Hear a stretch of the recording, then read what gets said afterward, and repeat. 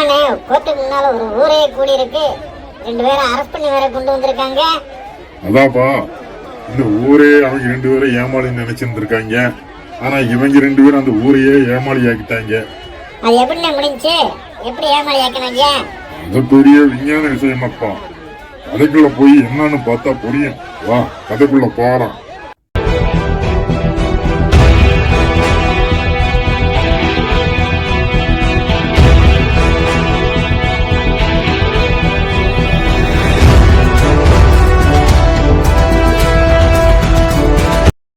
கோவிந்தா, இந்த ஊர் எப்படி தெரியுது?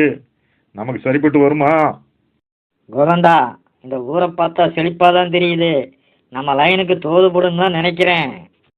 கோவிந்தா, நீ முதல்ல ஊருக்குள்ள போய் இந்த ஊர்ல என்ன விசேஷம், என்ன வியாபாரம் நடக்குது, நாம எப்படி ஆரம்பிக்கலான்னு ஒரு கிளான்ஸ் பார்த்துட்டு வா.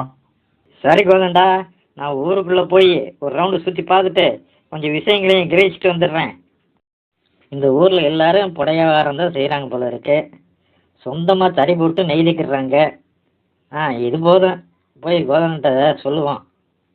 கோதண்டா, இந்த ஊரில் எல்லாரும் புடவை வியாபாரம் தான்ப்பா செய்கிறாங்க. எல்லாம் சொந்தமாக தறி போட்டிருக்காங்க. ஒரு புடவை 100 ரூபாய்க்கு விற்கிறாங்க. இதை வச்சு என்ன பண்ணலான்னு ஒரு ஐடியா போடு. முதல்ல இந்த ஊர்ல சாரி ஹோல்சேல் ஆஃபீஸ்னு ஒரு பில்டிங்கை வாடகைக்கு பிடிச்சி ஒரு ஆஃபீஸை ஆரம்பிப்போம். மற்றதை அங்கே வச்சு பார்த்துக்கலாம். கோவிந்தா, இந்த ஆஃபீஸ் கெட்டப்லாம் பெர்ஃபெக்டாக இருக்குப்பா. இந்த ஊரில் 100 ரூபாய்க்கு தானே புடவை வைக்கிறாங்க. இங்கே நம்ம ஹோல்சேல் ஆஃபீஸில் ரூபாய் 200க்கு புடவை வாங்கப்படும்னு போஸ்ட் அடித்து ஊரில் அங்கே ஒட்டிட்டு வா. நான் நோட்டீஸ் விட்டுறத ஊரெல்லாம் நின்று நல்லா வேடிக்கை பார்க்குறாங்க. நல்லா பார்க்கட்டும். என்னப்பா அது, நம்ம புடவைகளை நாம 100 ரூபாய்க்கு விற்கிறதுக்கே கஷ்டப்பட வேண்டியிருக்கு. நம்ம புடவைகளை 200 ரூபாய்க்கு வாங்கிக்கிறதா போட்டிருக்காங்க. நல்லா கரெக்டான விலையா இருக்கு. சீக்கிரமா போய் முதல்ல நம்ம கிட்ட இருக்க புடவைகள்லாம் வித்துடலாம்ப்பா. அடேங்க அப்பா, எவ்வளவு கூட்டம்! ஊர் ஊரா இங்கதான்ப்பா நிக்குது. நாம முன்னாடி வந்துடலான்னு பார்த்தா நமக்கு முன்னாடியே எல்லாரும் புடவை மூட்டைகளோட வந்துட்டாங்க. நம்ம தான் வாங்குறாங்களோ இல்லையோ. கவுன்சிலர் சார், வாங்க உட்காருங்க.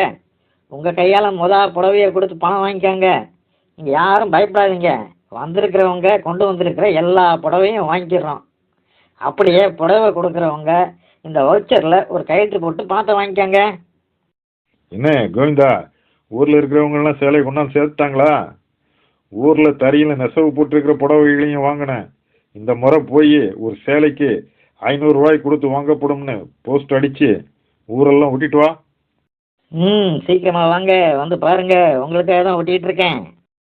என்னங்கடா இது, இப்பதான் நோட்டீஸ் விட்டுனாங்க, அதுக்கு முன்னால இத்தனை பேர் வந்துட்டாங்க.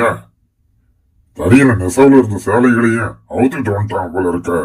நாம போய் முதல்ல வித்துருவோம். இந்தாங்க பணம். புடவைய நிறைய வரும்னு பணம் நிறைய எடுத்துட்டு வந்தான். சேலையை குறைச்சலா தான் வந்திருக்கு. அடுத்த முறை சேலையை நிறைய கொண்டு வாங்க. என்ன கோவிந்தா, அன்னைக்கே அவ்வளவு சேலைகளை கொண்டு வந்தாங்க, இன்னைக்கு அதுல பாதி அளவு வந்துருச்சேப்பா. நெசவுல இருந்த சேலையெல்லாம் கொண்டு வந்திருக்காங்க போல. இந்த முறை போய் ஒரு சேலைக்கு 1000 ரூபான்னு போஸ்ட் விட்டுட்டு வா. சீலை கொடுத்தவங்கட்டெல்லாம் ஓச்சரில் கழித்து வாங்கிட்டியா? அதெல்லாம் இந்த கோவிந்தன் கரெக்டாக வேலையை பார்ப்பேன். நீ முதல்ல காரியத்தை பாரு. வாங்கப்பா வாங்க, உங்களுக்கு பம்பர் அடிச்சிருக்கு, வந்து பாருங்க. இவ்வளவுதான் இந்த ஊர்ல இருக்கிற சேலைகளை. நமக்கு தறியில கொஞ்சம் நூல் இருந்ததுனால நமக்கு இந்த அதிர்ஷ்டம் கிடைச்சிருக்கு. வாங்கம்மா வாங்க, உட்காருங்க. என்ன கொஞ்சமாக புடவைகளை கொண்டு வந்திருக்கீங்க? சரி, கொண்டு வந்திருக்கிற புடவைகளுக்கு பணத்தை வாங்கிட்டு வயிற்றில் கையெழுத்து போடுங்க. இவ்வளவுதாங்க இருந்தது. இதுவே தறியிருந்த கடைசி சேலைய. சொசைட்டிலையும் நூல் தீர்ந்து போச்சு. சொசைட்டி நூல் வரவே இன்னும் 10 நாள் ஆகும். அதுக்கு அடுத்து தறியில நெசவு போட்டு உங்களுக்கு நிறைய புடவையை கொடுக்குறோம். கோதண்டா, ஊரில் இருக்கிற சேலையெல்லாம் வந்து சேர்ந்துருச்சு. ஊர்க்காரங்களுக்கு இனி நெசவுக்கு நூல் கிடையாது. அவங்களுக்கு நூல் கிடைச்சி புடவை நெய்யறதுக்கு எப்படியும் 1 மாதத்துக்கு மேலே ஆயிரும். இதைத்தானே எதிர்பார்த்தோம். கோவிந்தா, நான் முதல்ல கிளம்பி போய் டவுன்ல இருக்கேன். யாராச்சும் கேட்டா முதலாளி புடவையை வெளிநாட்டுக்கு அனுப்புற விஷயமா போயிருக்காரு அப்படின்னு சும்மா அடிச்சு விடு. இந்த வட்டம் புடவைகள் மிக அவசரம், ரூபாய் 10,000க்கு வாங்கப்படும்னு நோட்டீஸ் அடிச்சு விட்டு, இந்தா இந்த பில் புக்கை வச்சுக்க, சரியான நேரத்தில் பயன்படுத்திடு. பார்த்து நம்ம திட்டப்படி கரெக்டாக நடந்துரு, சொதப்பிடாத. காரியம் முடிஞ்சது நம்ம இடத்துக்கு வந்து சேர்ந்துரு. வரட்டா? என்ன தூரமாக நின்று பார்க்குறாங்க? வருவாங்க வருவாங்க, எப்படியும் நம்ம திட்டப்படி மாட்டிக்கிடுவாங்க. என்னது 3 நாள்ல புடவை வேணும்னு நோட்டீஸ் விட்டுருக்கீங்க? கொஞ்சம் டைம் சேர்த்து கொடுங்க. நூல் கிடைக்கல. நூல் கிடைச்சு நெசவு போட்டு புடவையை தயார் பண்ணி கொடுக்கறதுக்கு எங்களுக்கு எப்படியும் 1 மாசம் ஆயிரும்.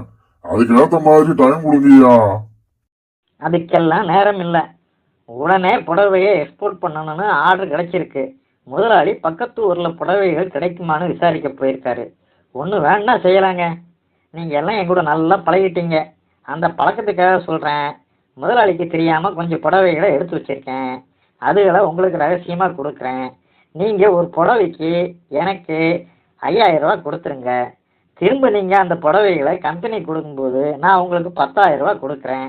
அப்போ நீங்கள் எனக்கு ஒரு புடவைக்கு 500 ரூபா கமிஷன் கொடுத்துருங்க. ரகசியமாக ஒவ்வொருத்தராக வந்து புடவைகளை வாங்கிக்கங்க.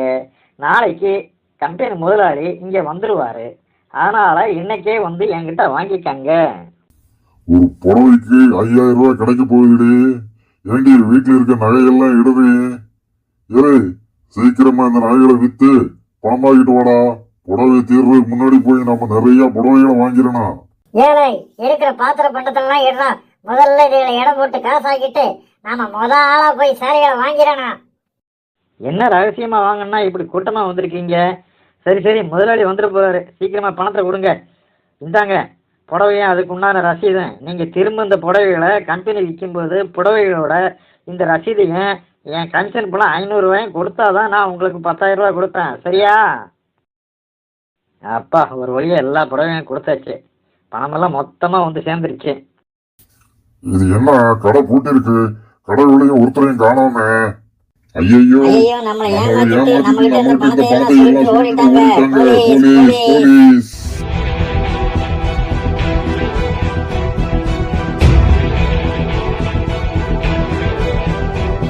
உங்களுக்காக வாதாட வக்கீல் ஏதாவது ஏற்பாடு செய்து விடுறா? ஐயா, நன்றி. தேவையில்லை ஐயா, நாங்களே வாதாடி கொள்கிறோம். உங்கள் பெயர் என்ன? ஐயா, என் பெயர் கோதண்டம். ஐயா, என் பெயர் கோவிந்தன். ஐயா, பசுஞ்சோலை கிராம மக்களை நீங்கள் ஏமாற்றி பணம் சுருட்டியதாக உங்கள் மீது குற்றம் சுமத்தப்பட்டுள்ளது. குற்றத்தை நீங்கள் ஒப்புக்கொள்கின்றீர்களா? ஐயா, நாங்கள் யாரையும் ஏமாத்தலைங்க ஐயா, பணத்தையும் சுருட்டலைங்கய்யா. புடவைகளை வாங்கினோம், விற்றோம், வியாபாரம் செஞ்சோம், அவ்வளவுதாங்க ஐயா. நீங்கள் அவர்களிடம் வியாபாரம் தான் செய்தீர்கள் என்றால் அதற்கு ஏதேனும் ஆதாரங்கள் இருக்கின்றனவா? ஐயா, நாங்கள் வியாபாரம் செய்ததற்கான ஆதாரங்கள் ஏதோ இருக்கின்றன ஐயா. இவைகள் நாங்கள் பசுஞ்சோலை மக்களிடமிருந்து புடவைகளை வாங்கும்போது அவர்களுக்கு புடவைகளுக்கான தொகையை கொடுத்ததற்கான வவுச்சர் ரசீது. இவைகள் அவர்களுக்கு புடவைகளை விற்கும்போது கொடுத்த சேல்ஸ் பில் காப்பிங்க ஐயா. இப்படி நாங்கள் புடவைகளை விற்பதற்குண்டான விற்பனை வரியை அரசாங்கத்திற்கு செலுத்தி விட்டோம் ஐயா. ஐயா, நாங்கள் அந்த பசுஞ்சோலை கிராம மக்கள்கிட்ட புடவையை வாங்கியிருக்கோம், அவங்களுக்கு விற்றுருக்கோம். இப்படி நாங்கள் அந்த ஊரில் வியாபாரம் செஞ்சுருக்கோம். இது உண்மையா இல்லையான்னு அவங்க வக்கீலை விட்டு அவங்கக்கிட்ட கேட்டு தெரிஞ்சுக்காங்க ஐயா. நீங்கள் அனைவரும் அவர்களுக்கு 100 ரூபாய் புடவையை 1000 ரூபாய்க்கு விற்றீர்களா? அது வந்து ஆமாங்கய்யா, வித்தோங்கய்யா. அவர்களிடமிருந்து புடவையை 5000 ரூபாய்க்கு வாங்கினீர்களா? ஆமாங்கய்யா, ஆமாங்கய்யா, அதாங்க உண்மை. கமிஷன் கூட 500 ரூபாய் கேட்டாங்கய்யா. நீங்கள் கமிஷன் பணம் 500 ரூபாய் கொடுத்தீர்களா? இல்லைங்கய்யா, அப்ப கொடுக்கலங்கய்யா. கிராம மக்களே, 100 ரூபாய் புடவைய 1000 ரூபாய் வரைக்கும் வித்திருக்கீங்க. அதாவது 10 மடங்கு அதிக லாபம் வச்சு வித்திருக்கீங்க. இப்ப அந்த புடவையோட மதிப்பு 1000 ரூபாய் ஆயிருச்சு. அந்த 1000 ரூபாய் மதிப்புள்ள புடவைகளை 5 மடங்கு லாபம் வச்சு 5000 ரூபாய்க்கு அவங்க உங்களுக்கு வித்திருக்காங்க. அப்படி பார்த்தா 2 பேருமே ஒருத்தர்கிட்ட ஒருத்தர் வியாபாரம் பண்ணி இருக்கீங்க. கோதண்டனும் கோவிந்தனும் தாங்கள் ஊர் மக்கள் பணத்தை ஏமாற்றம் செய்யவில்லை, சட்டப்படி வியாபாரம் தான் செய்தோம் என்று அவர்கள் இந்த நீதிமன்றத்தில் நிரூபித்தபடியால் இந்த கோர்ட் கோவிந்தனையும் கோதண்டனையும் குற்றமற்றவர்கள் என்று விடுதலை செய்கிறது. கோதண்டா, எப்படி நம்ம திறமையா வாதாடி ஜம்முன்னு வெளியே வந்துட்டோம். கோவிந்தா, ஏமாறுறவங்க இருக்கிற வரைக்கும் நம்ம காட்டுல ராஜாங்கம் தான். இந்த ஊரு நல்லா இருக்கே, இந்த ஊர்ல என்ன விசேஷம்னு பார்க்கணுமே. இது என்ன, இங்க நாட்டில் தடபுடலாக அரசியல் பண்ணிட்டு இருக்காங்க. இப்போ நாட்டில் அரசியல் தான் நல்ல வியாபாரம் போல இருக்கே. லோக்கல் காவல்லாம் இனிமே நமக்கு சரிப்பட்டு வராது. குட்டு போட்டாலும் இனி மோதிர கையால் தான் குட்டு போடணும். இனி நம்மளை தேடி வந்தா அது சென்ட்ரல்லேருந்து அமலாக்கம் தான். இனிமே நம்ம அடித்தாலும் அது கோடிக்கணக்கில் தான். ஓடிவா ஓடிவா ஒரு ஒட்டுக்கு 2000. ஓடிவா ஓடிவா ஒரு ஒட்டுக்கு 2000. ஓடிவா ஓடிவா ஒரு ஒட்டுக்கு 2000. என்னன்னு இது, எதிர்பார்ட்டியில 3000 கொடுக்குறாங்க. நீங்க அதை விட கொஞ்சம் சேர்த்து போட்டு கொடுங்கண்ணே.